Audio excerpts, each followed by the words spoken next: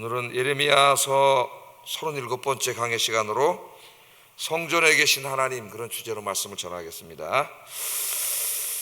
자, 오늘 이 말씀은 예레미야의 성전 기도입니다. 예레미야가 이제 자기가 약해지고 힘들 때 하나님께 기도했던 그런 내용입니다. 예레미야는 하나님의 말씀을 전하는 선지자로 부름을 받았습니다. 하나님이 우리를 부르실 때에 다 이제 각자의 모습으로 부르셨죠. 하나님 우리를 부르신 걸 소명이라고 한다 그랬어요. 하나님의 부르심. 첫 번째 제일 중요한 것은 나를 구원하시기 위해서 부르신 구원론적인 목적이 제일 중요하고, 두 번째는 몸못을 위하여 부르심이라 그랬죠. 소명은 항상 몸못을 위한 부름입니다. 그래서 하나님께서 나를 어디엔가 사용하시려고 부르신 거예요. 저는 이제 구원시켜 주시려고 부르셨고, 또 한 가지 목적은 목사로 이제 사용하시려고 부르신 거고, 우리 성도님들은 또 각자의 직업과 또 많은 은사와 이런 것을 통해서 하나님이 사용하시려고 부르신 겁니다. 예레미야는 선지자로 부르심을 받았어요. 그래서 예레미야 15장 19절에 보면은 너는 나의 입이 되라 그랬습니다. 이 말씀을 읽고 제가 큰 은혜를 받았습니다. 하나님의 말씀을 전하는 자의 사명이 하나님의 입이 되는 거니까, 하나님이 직접 말씀하시지 않고 선지자의 입을 통해서, 목회자의 입을 통해서 하나님의 말씀을 전하는 거죠. 여기서 이제 영광이기도 하고 두려움도 있는 것이죠. 하나님의 말씀을 전해야 되기 때문에 너는 나의 입이 되라, 입이 되라, 이렇게 말씀을 하셨습니다. 여러분이 나가서 주 예수 그리스도의 이 십자가와 부활의 복음을 사람들에게 가서 증거할 때에 여러분은 어떤 사명을 감당하는 거예요? 하나님의 입의 사명을 감당하는 거죠. 그러니까 전도를 많이 하시는 분일수록 영광스러운 겁니다. 하나님의 입이 돼서 진리의 말씀을 이야기하는 거예요. 하나님이 저 세상 사람들에게 직접 말씀하시지 않잖아요. 우리를 보내신다 그랬잖아요. 예수님도 아버지께서 나를 보내신 것처럼 나도 너희를 보내노라. 아버지가 하나님이 예수님을 보내셔서 예수님이 하나님의 입이 되셔서 얘기하셨죠. 하나님 나라의 복음을. 근데 예수님이 이제 우리를 보내신다 그랬어요. 하나님이 나를 보내신 것처럼 나는 너희를 보낸다. 그러니까 우리가 세상에 나가서 하나님의 입이 돼야 되는데, 이 입으로 그리스도인들이 자꾸 세상 얘기나 하고 죄를 지으면은 하나님의 입이 될 수 없는 거죠. 우리 목사도 마찬가지죠. 이 입을 통해서 하나님의 말씀을 전해야 되는데 성경 한 구절 이런 거 딴소리만 자꾸 하면은 하나님의 입의 사명을 감당하지 않는 거죠. 자, 그래서 예레미야는 열심히 하나님의 입이 되어서 하나님의 말씀을 전했습니다. 그런데 예레미야가 전한 하나님의 말씀은 사람들이 듣기 싫어하는 말씀, 이게 막 듣고 싶은 말씀이 아니에요. 그게 뭐예요? 그 사람의 치부와 죄를 드러내고 책망을 하고 회개하라고 촉구하고, 회개하지 않으면 하나님의 심판이 있다고 하는 강력한 메시지를 전하는데, 그 당시 이스라엘 사람들이 늘 자꾸 성전에 가서 예배드리기보다는 저 이교 신전에 가서 우상 숭배하고, 거기 가서 기도하고, 거기 가서 음행을 행하고, 포악하고, 말씀에 불순종하고, 죄를 짓고 불의를 행하고, 이렇게 거짓말하고 이렇게 살았지 않습니까? 그 어두움을 자꾸 드러내면 어둠이 힘을 합쳐갖고 그 사람을 죽이려고 해요. 사람들이 예레미야를 싫어해요. 예레미야가 설교하면 들으려고 하지 않습니다. 예레미야가 전하는 말씀은 하나님이 전하라고 하신 바로 그 말씀이에요. 그래서 사람들이 그 말씀을 듣기 싫어해요. 하나님의 말씀. 그래서 예레미야가 설교하려면 들으려고 하지 않고, 이제 오늘 말씀해 보면은 예레미야를 조롱하고 핍박하고, 심지어는 고향 사람들인 아나도 사람들까지 한 번도 그런 설교하면 죽이겠다 그러죠. 실제로 죽이려고 그랬고, 너무 힘듭니다. 예레미야가. 우리 지금 37번째 강의 시간 공부를 하고 있는데, 힘들어서 하나님 앞에 이제 못해 먹겠다고 한 적도 있죠. 그때 하나님 뭐라 그랬어요? 내가 너를 저 말과 함께 달려도 지치지 않는 사람으로 만들려고 했는데, 저 요단강이 콸콸 넘칠 때 거기를 그냥 건너갈 수 있는 강한 자로 만들려고 했는데, 그 정도 힘든 거는 지금 보행자랑 함께 걷는 정도인데 그거 갖고 힘들다 그러느냐. 하나님이 위로 이렇게 너 힘들지 그런 게 아니라 더 강해지라고 말씀을 하셨어요. 강해지라고. 그래서 하나님은 약한 거, 우리가 막 약한 거 이런 거 기뻐하지 않았어요. 강한 신자가 되기를 원합니다. 하나님께서는. 자, 예레미야는 너무 힘들어요. 여러분, 힘들 때 어떻게 합니까? 힘들 때 어떻게 해요? 오늘 예레미야를 통해서 우리가 배워야 돼요. 여러분처럼 기도하러 오시는 거죠. 하나님 앞에. 힘들 때 예레미야가 하나님 앞에 기도한 내용이에요. 오늘 이 내용이. 자, 오늘 보면은 아마도 이 예레미야가 힘들 때 성전을 찾았던 것 같습니다. 그래서 제가 예레미야의 성전 기도다 그렇게 이야기를 했어요. 성전은 어떤 곳이냐? 왜 힘들고 어려울 때에, 고통스러울 때에, 내 힘으로 이 난관을 극복하기 어려울 때에 왜 성전을 찾아가야 되느냐? 성전은 어떤 곳이에요? 오늘 예레미야 기도 속에 보면 성전이 어떤 곳인가가 잘 나타나 있습니다. 12절에 보면은 영화로우신 보호자여 시작부터 높이 계시며 우리의 성소이시며 이렇게 말합니다. 새 번역을 좀 보면은 이렇게 번역을 했습니다. 한번 새 번역을 한번 읽어볼까요? 시작.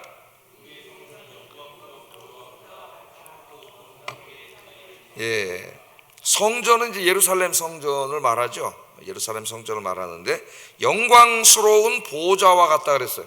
보호자는 누가 앉는 곳이에요? 왕이 앉는 곳이죠. 왕이. 그 영광스러운 보호자입니다. 근데 성전은 보호자와 같다. 그러니까 왕이 앉는 곳이에요. 그럼 성전에 계시는 왕은 누구세요? 하나님이시죠. 하나님. 그러니까 그 건물을 찬양하고 있는 것이 아니라 그 성전에 계신 영광스러운 하나님을 찬양하고 있는 겁니다. 근데 그 성전은 어디 있어요? 예루살렘 성이 산에 있잖아요. 산에. 그래서 예루살렘을 뭐라 그래요? 산성이라고 그러죠. 산성. 산에 있는 성이라고도 하고 또는 시온이라고도 합니다. 시온성. 종말론적인 문맥에서는 주로 이제 시온성이라고 많이 얘기를 하는데 예루살렘 성 다 같은 거죠. 산속에 있기 때문에 처음부터 높은 곳에, 왜냐하면 옛날에 이제 신전들을 대부분 어디다 졌냐면은 산 높은 곳에 졌어요. 그래서 더 높은 곳에 있는 게 제일 높은 신이 되잖아요. 우리 시각적으로 보기에는 예루살렘 성전도 이제 산에 있었습니다. 그런데 오늘 예레미야는 뭐 그런 게 중요한 게 아니고 오늘 여기는 보호자가 있는 곳이에요. 하나님의 보호자, 하나님이 임재해 계신 곳이죠. 그러니까 인생이 힘들고 지칠 때 예레미야는 누구 찾아가는 거예요? 하나님께 찾아가는 거죠. 여러분도 오늘 아침에 누구 앞에 나오셨어요? 하나님 옆에 나오셨죠? 우리 아영교회 건물이 이렇게 빨간 벽돌로 잘 지어놔서 여기 오신 게 아니고 여기 누가 계시기 때문에 오신 거예요? 하나님이 계시기 때문에 오신 것이죠. 믿습니까? 여러분 혼자 계신 게 아니라 이것이 하나님이 계십니다. 성경을 읽어보면은 성전은 항상 하나님이 계신 곳이에요. 하나님의 보좌가 있고, 하나님의 보좌가 있으니까 하나님이 거기 와서 좌정에 계신 것이죠. 하나님이 계신 곳입니다. 그래서 이제 이사야, 제일 유명한 것이 이사야 6장 1절 4절 말씀해 보면은 우시야 왕이 죽던 해에 이사야가 너무 슬퍼서 성전에 들어가서 이제 예배를 드리고 기도를 하는 중에 거기서 누구를 만나게 돼요? 살아계신 하나님을 만나게 되잖아요. 그 영광스러운 그 이사야 6장 1절 4절에 보면 우시야 왕이 죽던 해에 내가 본즉 주께서 높이 들린 보좌에 앉으셨는데, 그러니까 그 성전은 이사야가 늘 들어가서 기도하고 예배하던 성전인데, 물론 이사야의 신앙은 거기 하나님 계시다는 것을 늘 믿으면서 들어간 거죠, 신앙이. 그러나 이날은 실제로 그 이성적인 믿음만이 아니라 실제로 거기 하나님이 임재해 계신 걸 본 거죠, 그날은. 여러분 오늘 아침에 이렇게 하나님의 영광을 체험하는 아침이 되길 주의 이름으로 축복합니다. 실제로 만난 거예요. 그걸 본 거예요.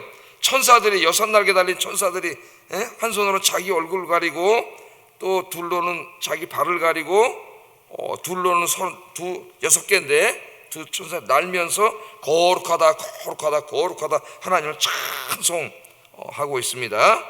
그러니까 우시야 왕이 죽던 해 내가 본즉 주께서 높이 들린 보좌에 앉으셨습니다. 하나님이 하늘 보좌에 앉으셨는데 그 하늘 보좌가 어디랑 연결되어 있어요? 지금 지상의 성전에 있는 지성소와 통하는 곳이에요. 제가 이렇게 동시문으로 많이 그렸잖아요.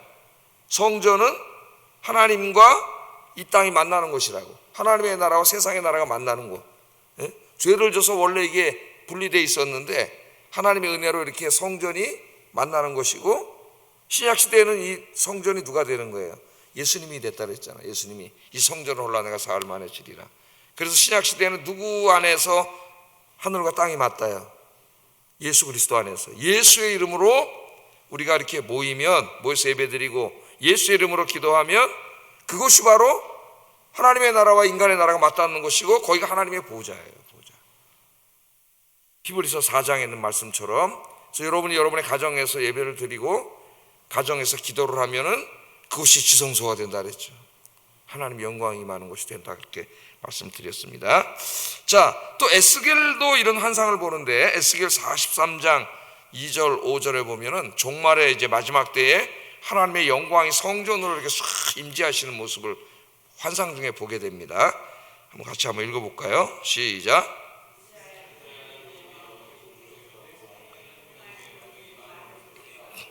땅은 그 영광으로 말미암아 빛나니 그 모양이 내가 본 환상 곧 전에 성읍을 멸하려 올 때에 보던 환상 같고 그 발강가에서 보던 환상과도 같기로 내가 곧 얼굴을 땅에 대고 엎드렸더니 여호와의 영광이 동문을 통하여 성전으로 들어가고 영이 나를 데리고 안뜰에 들어가시기로 내가 보니 여호와의 영광이 성전에 가득.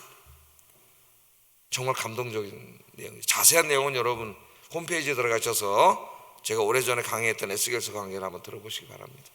자, 에스겔서 이제 10장 11장 여기 보면은 이스라엘 백성들이 하도 죄를 져요. 성전 안에도 우상을 갖다 놓고 죄를 졌습니다. 뭐 현대교회는 안 그럴까요? 세상적인 방식을 가지고 들어와서 교회에서 목회하면 그게 다 우상이 되는 거예요. 똑같은 거예요. 교회 안에까지, 성전 안에까지 우상이 들어와 있으니까 하나님은 죄와 함께 하실 수가 없습니다. 거룩하신 하나님. 그래서 이사야가 보니까 10장에 어떻게 해요? 하나님의 영광이 동쪽 문으로 떠나가시잖아요. 동쪽 문으로 나가셨어요. 이제 이스라엘은 망한 거예요. 하나님이 떠나셨기 때문에 바벨론 군대가 들어와서 이제 다 망해버렸죠. 성전도 다 불타고. 그 성전이 건물이 뭐예요? 하나님 계시니까 성전 거룩한 전이 된 거지. 하나님 떠나시면 그냥 아무것도 아니지. 뭐 벽돌이지 그냥. 다 무너져 버렸잖아요. 그 절망, 에레미야가 이 에스겔을 주저앉아 버렸어. 하나님 떠나시는 거고. 예? 그것도 모르고 이스라엘 백성들은 영적으로 어두워지니까 하나님 떠난지도 모르고 계속 죄를 짓고 사는 거예요. 하나님 떠나버렸는데. 그런데 이제 마지막 때에 소망의 환상을 보여줘요. 에스겔 40장부터 48장까지. 그때 보니까 떠나셨던 하나님이 마지막 때에 다시 성전으로 지금 들어오시잖아요. 동쪽 문으로. 그 나가셨던 동쪽 문으로 쫙 들어와. 하나님의 영광이. 이 영광스러운 모습을 보는 거예요. 이 에스겔이 보니 성전이 바로 신약시대 교회입니다. 교회 안에 이제 하나님 영광이 들어오시는 그런 장면입니다. 그럼 좀 이따 한번 보고, 또 시편의 다윗이나 시편의 성도들도 항상 성전은 하나님의 발판이, 그 하늘 보좌에 하나님 이렇게 앉아 계시는데 그 발이 닿는 곳이 성전이에요. 그래 하나님과 연결되는 것이. 역대상 28장 2절 한번 읽어보겠습니다. 시작. 나의 형제들, 나의 백성들아, 내 말을 들으라. 나는 여호와의 언약궤 곧 우리 하나님의 발판을 봉안할 성전을 건축할 마음이 있어서 건축할 재료를 준비했다. 그래서 다윗이 죽기 전에 자기 재산을 다 털어서 하나님 성전 짓는데 다 바쳤습니다. 하나도 안 가져가고 빈손으로 갔어요, 다윗은. 근데 왜 이렇게 성전을 지으려고 해요? 성전을 뭐라 그래요? 그 성전 안에 있는 언약궤가 뭐라 그래요? 하나님의 발판이라 그러잖아요. 발판. 하나님이 앉아 계신 곳이에요. 보좌에 앉아 계시고 그 하나님의 발이 그 지성소 언약궤 위에 딱 다 있는 곳이에요. 하나님이 임재해 계신 곳이죠. 성전이 거룩한 곳. 그래서 그 지성소에는 아무도 못 들어가요. 1년에 딱 한 번 한 사람만 들어가. 누구? 대제사장 한 사람만 들어가요. 대제사장. 그날 제사장이 들어가서 거기서 속죄 제사를 지내면은 1년 동안 지은 모든 죄를 하나님이 다 용서해 주시는 거예요. 그 민족에. 그게 대속죄일이잖아요. 대속죄일. 또 시편 132편 7편에도 우리가 그의 계신 곳으로 들어가서 그의 발등상 앞에 엎드려 예배하리로다. 하나님이 발등상. 그러니까 구약 성도들의 신앙은 성전은 그냥 건물이 아니에요. 이것이 저 하늘 성전에 앉아 계신 하나님이 앉아 계신 보호자요 발등상에. 그러니까 이런 믿음을 가진 사람들이 성전을 찾겠어요, 안 찾겠어요? 당연히 성전에 가는 게 최고의 기쁨이죠. 예? 가서 예배드리고 기도드리고 이게 최고의 기쁨이에요. 그래서 이제 아까 에스겔서 그 43장의 말씀은 신약의 교회를 상징하고 있다 그랬는데 사도 바울이 이제 그 신학을 가지고 이렇게 설교를 합니다. 고린도전서 3장 16절 한번 읽어보겠습니다. 시작. 고린도전서 3장 16절 시작. 하나님의 성령이 너희 안에 계시는 것을 알지 못하느냐. 고린도 교회에게, 교회 공동체입니다. 너희 교회는 뭐예요? 뭐라 그래? 하나님의 성전이라 그러잖아요. 성전. 어떤 사람이 자꾸 신약의 교회는 구약의 성전이 아니라 그러는데, 성전이에요. 성전. 하나님이 계신 곳이에요. 하나님 계신 곳. 하나님의 성전인 것과 성령이 누구세요? 하나님이시지. 하나님이 너희 안에, 물론 여기 이제 강조점은 공동체에 있지만은 이 건물 다 교회예요. 이 교회 안에 있는 것을 왜 알지 못하느냐.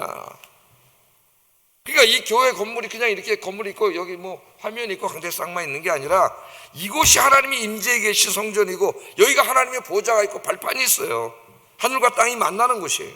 하나님 계신 곳. 왜 그걸 알지 못하느냐. 물론 고린도 교회는 그 다음 책망의 말씀이 나옵니다. 하나님이 계신 곳에 가서 자꾸 죄를 짓고 교회 분파를 만들고 파당을 짓고 갈등을 일으키고 이렇기 때문에 책망을 하는 거죠. 하나님의 전을 더럽히면 하나님이 너희를 파멸시키시리라. 강력하게 사도 바울이 이야기를 합니다. 그러니까 이 성전은 하나님이 계신 곳이에요. 하나님이 계신 곳. 자, 이처럼 성전이 하나님이 계신 곳이에요.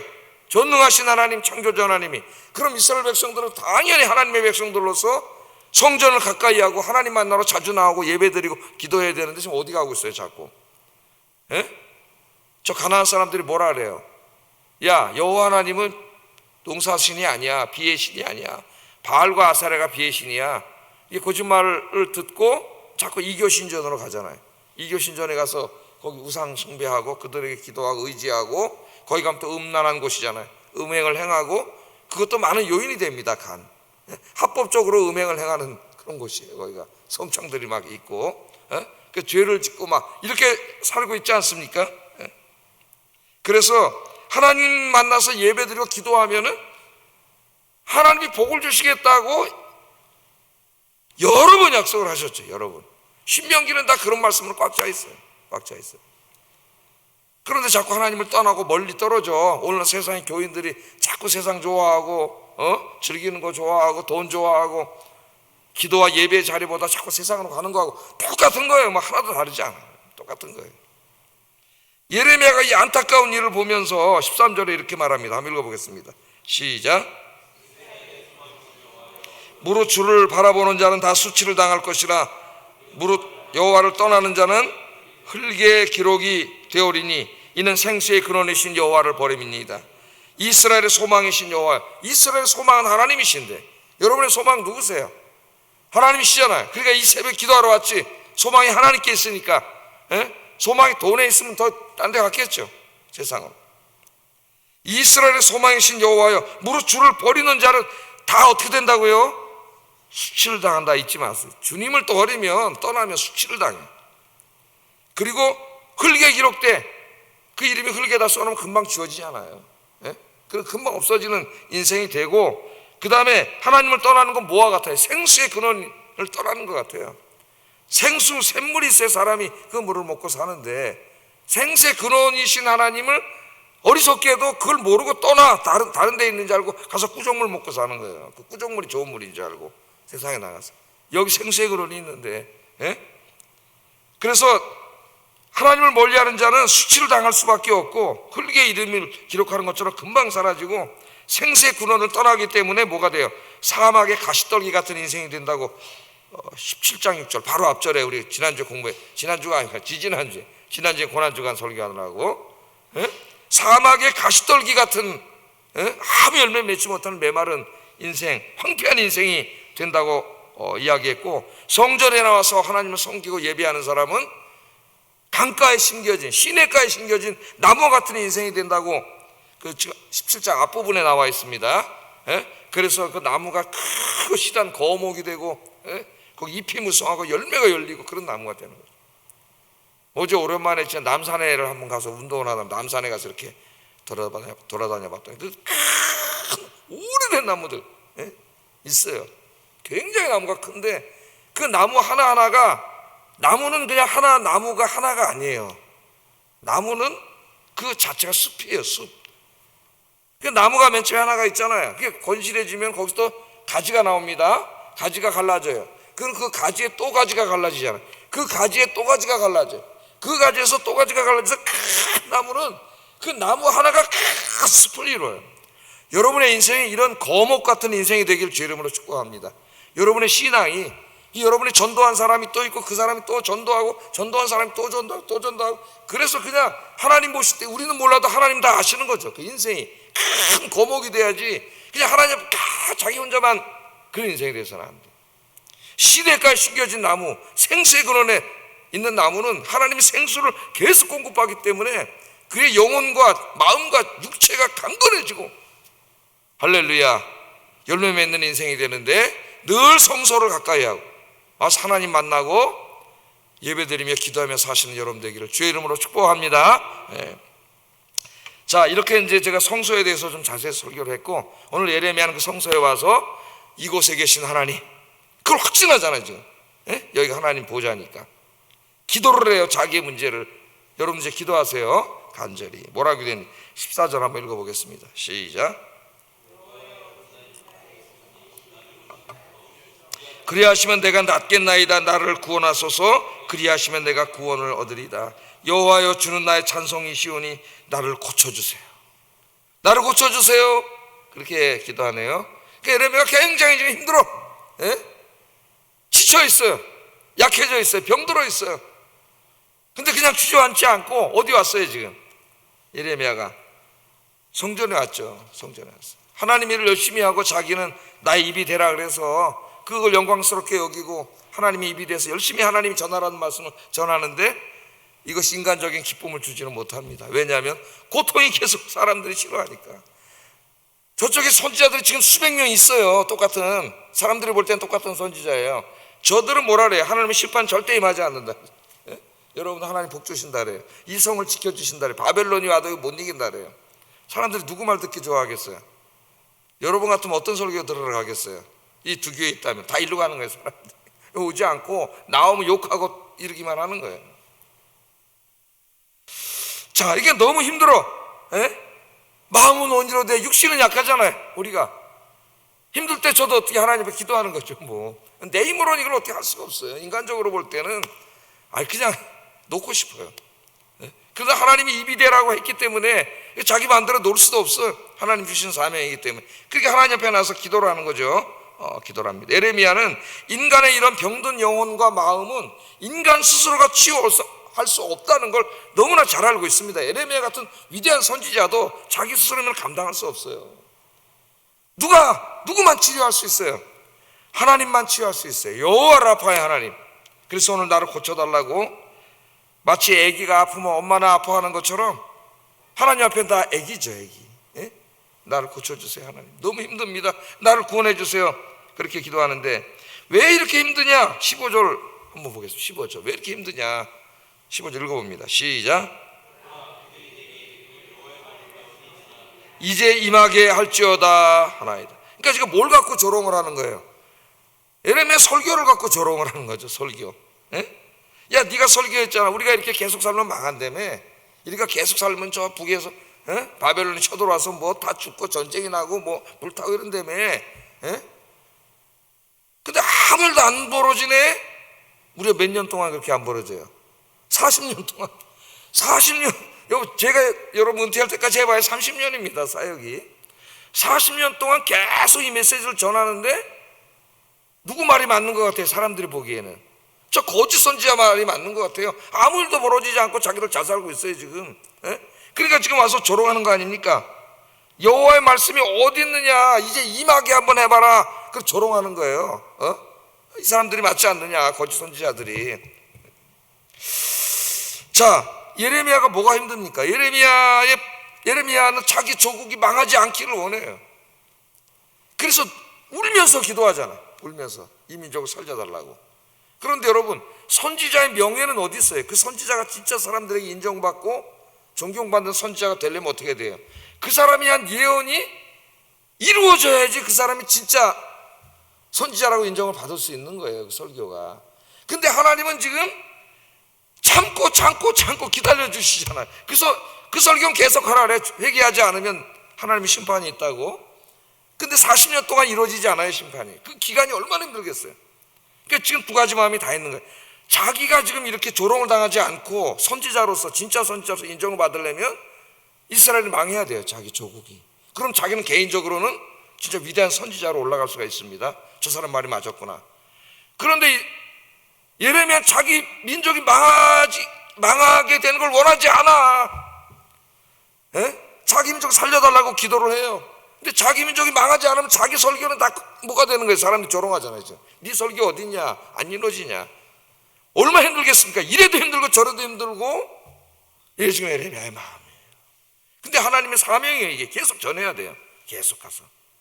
우리 하나님 사랑의 하나님이시기 때문에 기다려주는 줄도 모르고 그들이 이런 지금 망발을 하는 거죠. 망발을 해야 되는 거죠. 하나님 지금 기다리고 계시는데 그 죄악의 숯불을 로마서 2장에 보면 어떻게 한다 그랬어요? 죄악의 숯불을 계속 머리에 쌓고 이제 심판의 불이 떨어지면 이제 뭐 걷잡을 수가 없이 되는 거죠. 그것이. 그러나 예레미야는 굉장히 힘듭니다. 예언이 이루어져도 고통스럽고 이루어지지 않아도 고통스러워. 이루어지지 않으면 이처럼 조롱을 당해요. 너 맨날 그렇게 설교하는데 네 설교대로 하나도 안 이루어지는데 고통을 당해. 이루어지면 자기 민족이 망하는 거예요. 바벨론에게 끔찍한 일이 벌어지는 거예요. 그래서 너무 힘들어요. 너무 힘들어. 그런데도 오늘 16절에 보면은 이 하나님이 주신 사명을 포기하지 않겠다고 합니다. 끝까지 감당하겠다 그래요. 16절 한번 읽어보겠습니다. 시작.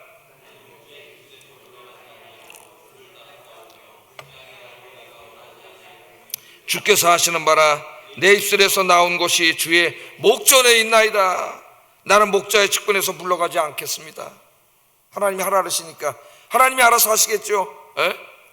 그리고 끝까지 기도합니다. 자, 오늘 여기서 우리가 하나 본받을 것은, 우리도 뭐 예레미야 같은 선지자는 아니지만은 우리가 이제 본받을 것은, 우리가 약해질 때, 병들 때, 힘들 때, 쓰러지고 싶을 때 우리가 어떻게 되느냐?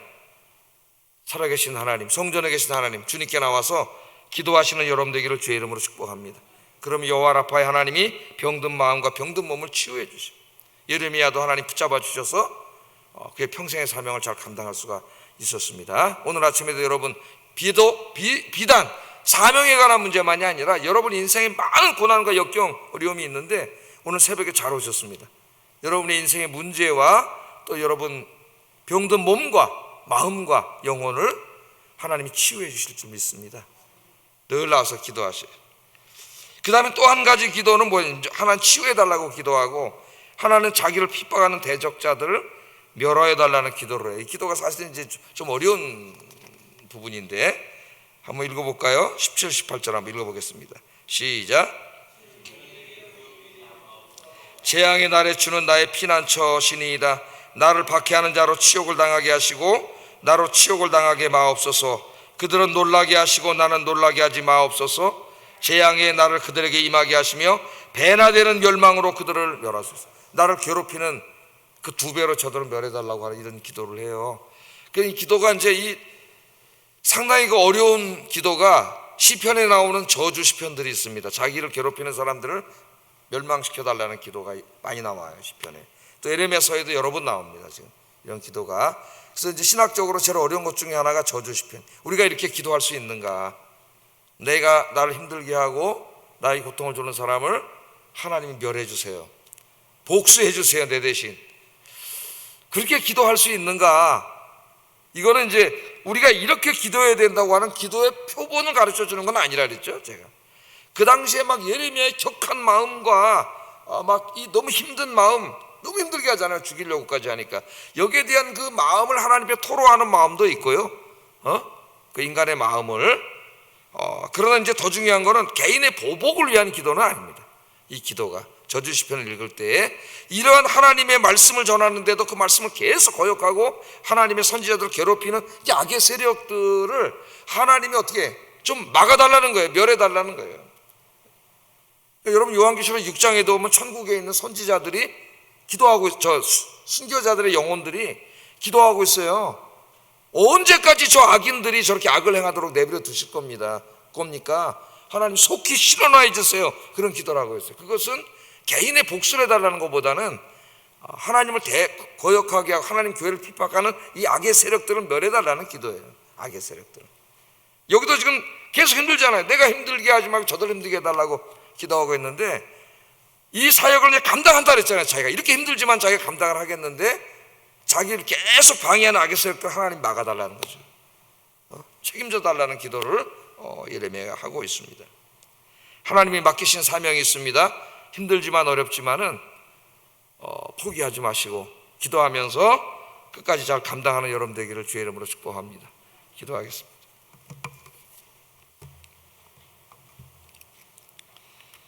두 가지 기도합니다. 늘 성전을 가까이 하고 성전에 가서 살아계신 하나님을 만나고 예배드리고 기도하는 일에 더욱 힘쓰게 하소서.